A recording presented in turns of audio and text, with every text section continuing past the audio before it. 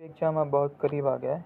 तो बायोकेमिस्ट्री, जैसा मैंने पहले कहा था, बायोकेमिस्ट्री एंड मोल बायो बहुत ही ज़्यादा इम्पोर्टेंट यूनिट हो जाते हैं।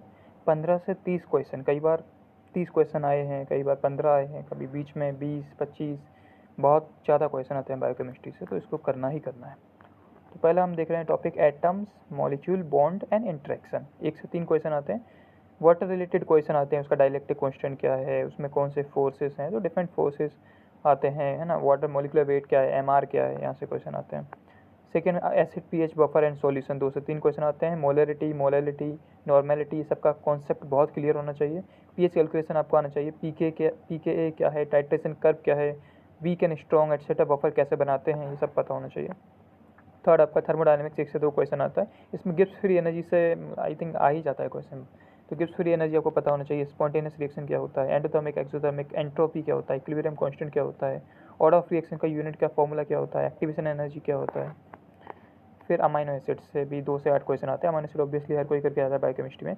इसमें निनहाइड्रेन टेस्ट कैसे रिएक्ट करता है अलग अलग अमाइनो एसिड से, एनेंसीमर क्या होते हैं, एनोमर, एपीमर, ग्लूकोजेनिक और कीटोजेनिक अमाइनो एसिड कौन से हैं, एक्साइटरी, इनहिबिटरी, न्यूरोट्रांसमीटर कौन से हैं, एसेंशियल अमाइनो एसिड कौन से हैं, isoelectric point, collagen, optical isomer calculation जो नंबर आता है वो सब।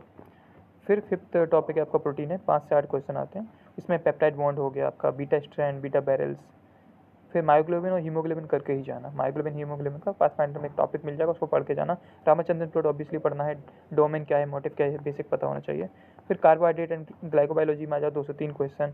इसमें आपको जो है म्यूकोपॉलीसेकेराइड क्या है, ग्लाइकोसामिनोग्लाइकेन्स, शुगर और उनके बॉन्ड, जैसे लैक्टोज है तो उसके बॉन्ड्स कौन से होते हैं, हेट्रोपॉलीसेकेराइड, ये सब पता होना चाहिए। फिर 7th टॉपिक लिपिड है। 1 से 2 क्वेश्चन आते हैं। इसमें बेसिक लिपिड का स्ट्रक्चर पूछ सकता है आपको, है ना, और डिफरेंट लिपिड अलग अलग जो टाइप के होते हैं वो बेसिक आपको पता होना चाहिए।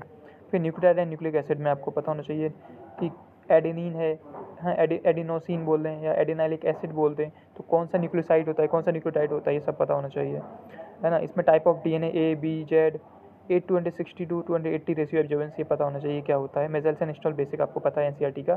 टीएम कैलकुलेशन आपको बेसिक आना चाहिए कि कब टीएम बढ़ता है, कब कम होता है। न्यूक्लियोसाइड डिफेंस बोल दिया। 9 टॉपिक आपका जो है एंजाइम है। 3 से 5 क्वेश्चन आते हैं। होलो एंजाइम क्या है ना, ये सब जो है एपोप्रोटीन वगैरह।